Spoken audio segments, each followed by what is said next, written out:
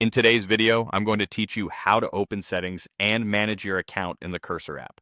Let's keep this simple and clear so you can follow along without any confusion.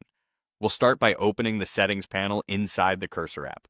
Look toward the top left area of your screen for the menu bar while the Cursor app is active. In that menu bar, click on Cursor, then choose Settings.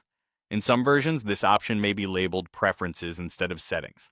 They both lead to the same place, so select whichever one you see. Once you click it, the settings window will open, and that's the control center for all your app configurations. With the settings window open, your next goal is to locate the area where you can view and manage your account.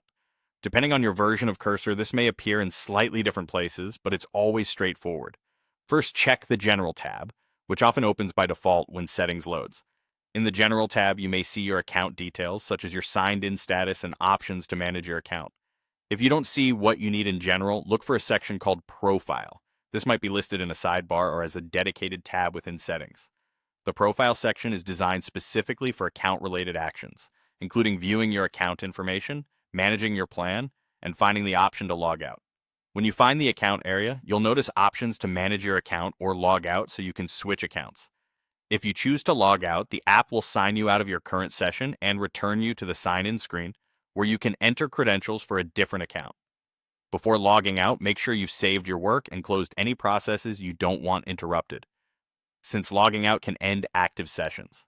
After you log back in, your settings will typically carry over, but it's always a good idea to double-check your preferences and workspace just to be safe. To recap, open Settings from the top left menu bar by going to Cursor and selecting Settings or Preferences.